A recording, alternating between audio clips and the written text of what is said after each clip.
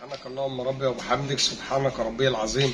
اللهم صل وسلم وبارك على سيدنا محمد. احبائي الكرام، رب الارانب في كل مكان داخل مصر وخارج مصر، يا رب دايما من نجاح لنجاح وتبقوا في افضل حال ان شاء الله. فيديو مهم جدا، خليك معايا للاخر، خليك لاخر الفيديو، ممكن المعلومه تكون في اخر الفيديو علشان تستفيد.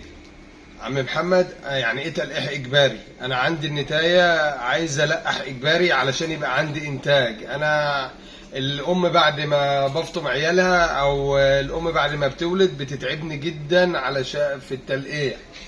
اعمل ايه؟ اتصرف ازاي؟ خليك معايا للفيديو، يعني لنهايه الفيديو علشان تعرف المعلومه كويس والمعلومه توصلك ان شاء الله.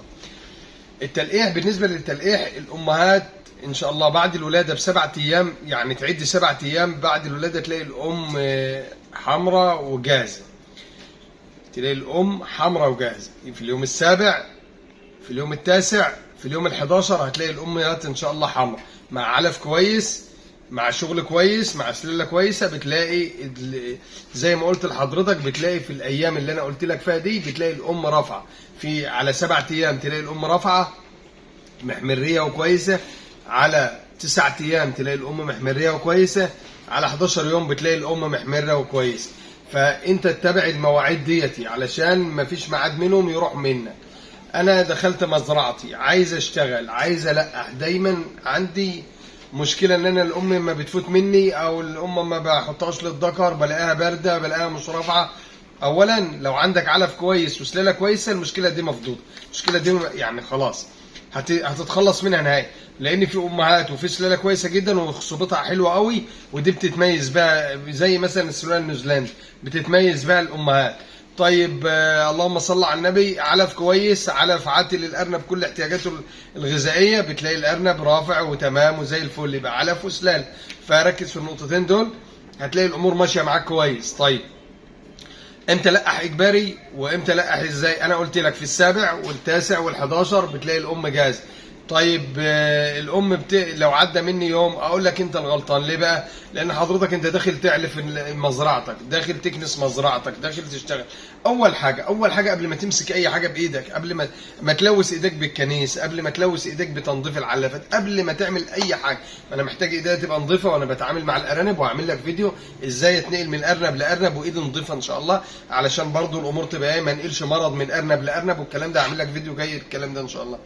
طيب قبل ما احط ايدي في اي حاجه، اول ما اخش مزرعتي اول حاجه عملتها مثلا علفت الارانب، تمام. بعد ما اعلف بعمل ايه؟ باخد الامهات اللي عليها، بمسك الامهات بتاعتي، اقلب الام جاهزه اهلا وسهلا، برميها للذكر، مش جاهزه بشوف غيرها.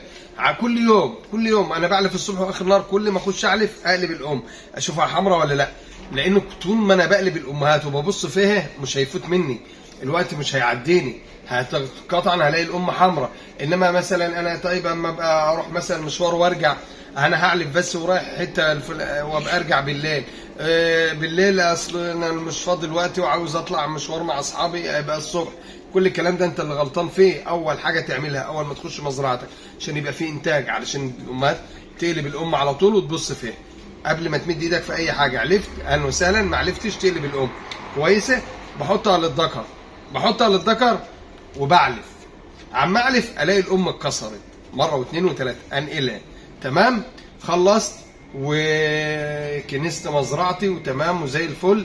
عندي ذكرين بعمل كده، لو عندي ذكرين بحط جزء امهات، ما عنديش الا ذكر واحد، او انا عندي 3 نتين مثلا وذكر 4 نتين وذكر، الام اللي بلاقيها جاهزه بحطها للذكر، وارجع تاني يوم الصبح لو لقيت جزء امهات جاهزين فيهم واحد وعندي ذكر بس واحد، هو هيبقى مهلك للذكر وكل حاجه، بس انا برضه احطها للذكر. لو لقيت جزء امهات جاهزين احطهم للذكر، احط واحده وانضف مزرعتي او اعلف او اعمل ومش عارف ايه واشتغل ديتي، واقوم اصبر شويه ساعه ولا حاجه واقوم حاطط. هتقول لي ده بساعه انا هفضل قاعد ساعه؟ اقعد ساعه، اقعد نص ساعه، ايه المشكله؟ ما انت عايز انتاج، ما لازم ما هي المزرعه محتاجه شغل، ما هي المزارع الارنب محتاجه شغل، محتاجه حد يشتغل، محتاجه حد يخلي باله. امال انت عامل مشروع وعايز الارنب تشتغل اوتوماتيك؟ لا، لازم هتشتغل وتجتهد علشان الامور تبقى ماشيه معاك. تقعد لك نص ساعه وتقوم حاطط النتايه الثانيه للذكر، علشان برضو ديت ما تجيش ثاني يوم تقول انا هاجي الصبح، اصل انا هاجي للذكر فهاجي ثاني يوم الصبح تلاقيها بردت وما تنفعش تتحط للذكر.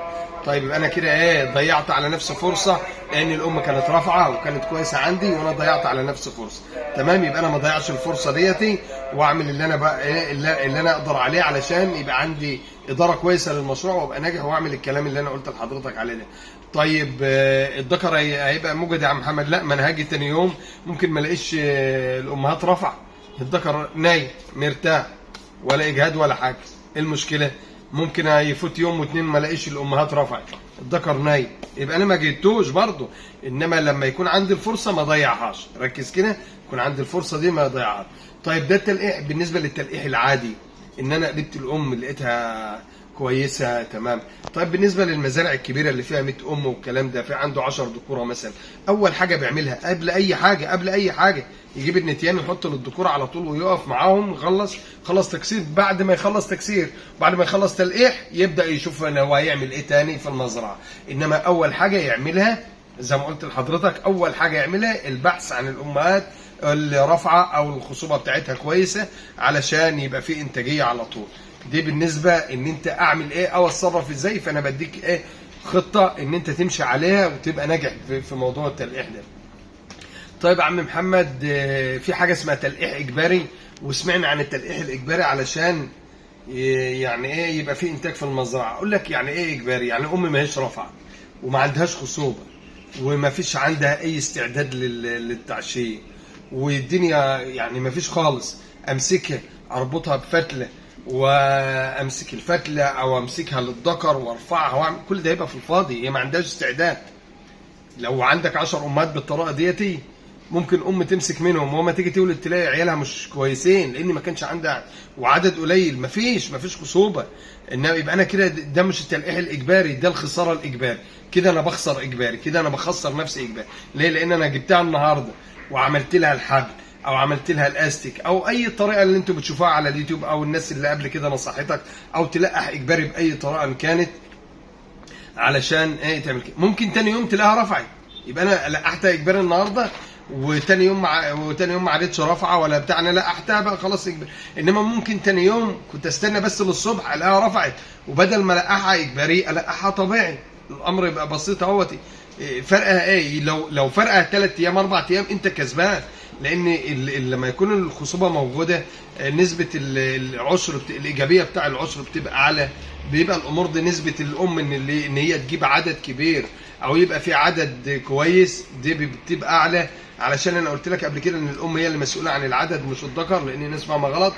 بس انا يعني لو انت حابب تعرف علق لي بس على القناه وانا اعمل لك الفيديو تاني، مفيش اي مشكله. احنا عاملين لك قانون التعليم المبتدئين، مفيش عندنا مشكله، اعمل لك الفيديو مره واثنين وثلاثه لحد ما حضرتك تتعلم وتبقى 100 برضه، ما فيهاش مشكله دي. تمام؟ يبقى القح اجباري امتى؟ طيب يا عم محمد انا اقول لك ان في تلقيح اجباري، في تلقيح اجباري. هو فين بقى التلقيح الاجباري؟ طب القح ازاي اجباري يا عم محمد والخصوبه ويبقى في هنا ام بكر او ام كويسه ورافعه وحمراء واجي احطها للذكر، تضرب الذكر وتجري ومش عايزه تقف للذكر، لازقه نفسها في الارضيه مع ان هي محمريه وحلوه وكويسه وعندها استعداد، بس دي خايفه من الذكر، خايفه من شيء، من اي حاجه، مش راضيه ابدا، تفط وتخبط لباب القفص وتطلع بره، مش راضيه خالص. دي هنا بقى القحها اجباري، هي حمراء وكويسه وتمام بس خايفه من الذكر، بس لازقه مش راضي. ده انا هضيع الفرصه دي زي ما قلت لك على نفسي؟ لا، بدل ما اضيعهاش اربط لها فتله، اخترع لها، امسكها انا بالطريقه باي طريقه زي ما وريت لكم في الفيديوهات، ما اسيبهاش، لازم القحها. دي بقى تتلقح اجباري، ما فيش فيها كلام، لان ديتي جاهزه بس خايفه من الذكر، بس مش نتاع عنيده، مش عايزه. مثلا شايفه ان هي معاها لسه عيالها وهي عايزه تطول شويه، مش عايزه تتلقح الوقت، فديتي بتبقى ده اللي ينفع معاها، ده اللي اسمه تلقيح اجباري، ان انا القحها اجباري لانها جاهزه بس مش عايزه، يبقى ده التلقيح اللي اسمه تلقيح اجباري، ده الصح. يبقى انا كده ناجح في مزرعتي، يبقى انا كده ماشي كويس. انما مش عمال على بطال انا عايز النتايه تتلقح وهي مش رافعه، اربطها واعمل، يبقى في الفاضي. يبقى عشان حضرتك تبقى مركز معايا، انا قلت لك تعمل ايه في الفيديو، دايما قلت لك اتفرج معايا الفيديو للاخر. انا قلت لك اخش قبل ما اعمل اي حاجه في مزرعتي علشان ما اضيعش الفرصه عليا، امسك النتايه كويس، او ماسك النتايه على طول وانا ايدي لسه نظيفه امسك النتايه اقلبها تمام زي ما انا موريك كده بالظبط اهو. لا دي مش رافعه، امسك غيرها، ها دي رافعه احطها على الذكر. هو كده علشان الامور تمشي، انما مش ما اخشش بقى لا والله طب انا الصبح بقى لا. دي يبقى انا قلت لك اخش قبل ما اعمل اي حاجه ابدا اشوف النتيان اللي عايزه تتحط للذكر احطها للذكر علشان ما اخسرهاش، لان ممكن الصبح ما تبقاش رافعه. طيب في حاجه اسمها تلقيح اجباري. اقول لك التلقيح الاجباري هو زي ما انا قلت لحضرتك كده بالظبط. التلقيح الاجباري ان الام رافعه وكويسه ومحمره وعندها الاستعداد، بس خايفه من الذكر، بس مش راضيه. ما شاء الله شايفه نفسها كده 5 كيلو 4 كيلو ونص، ودايما كل ما تيجي تحطها على الذكر اما يبقى عندها خصوبه ما هيش قابله وقادره للذكر وتضرب وتجري، دي لقحها اجباري. يبقى هنا ده اللي اسمه تلقيح اجباري علشان هي جاهزه. تلقيح اجباري ايه كمان علشان برضو حضرتك تبقى مركز معايا. انا عندي 5 امهات، ال5 امهات الله اكبر ولدوا مع بعض ما شاء الله، دي جايبه 5، دي جايبه 3، دي جايبه 8، دي جايبه كذا. بجمع تحت الامهات، بجمع من تحت ال5 امهات، بحط تحت 4 امهات بس، بيفضل عندي لسه والده لسه في احسن حالات الخصوبه بتاعتها. ده لقحها لو ماهيش عايزه لقحها اجباري علشان ابقى انا كسبت وقت ان ديت يبقى عندي من 5 10 في نفس اليوم، وهتوفر عليا الدوره شويه، والباقي بيرضع اللي كان عندها وزعته على الباقي بيرضع. يبقى انا كسبت وكسبت يوم ولا كسبت وقت، والام برضو اتلقحت. ده برضو اسمه تلقيح اجباري. مش عايز اطول على حضرتك، لو في اي حاجه مش فاهمها في الفيديو علق لي، اتفاعل معايا على القناه، اشترك معايا في القناه لو انت لسه ما اشتركتش. تعليقك والله بيساعدني، وبحس ان انا يعني الناس بتبقى متفاعله معايا، ودي بتبقى حاجه ببقى سعيد بها جدا. تحياتي للجميع، دايما مشرفين ومنوريني على قناه اخوكم محمد حسان. السلام عليكم ورحمه الله وبركاته.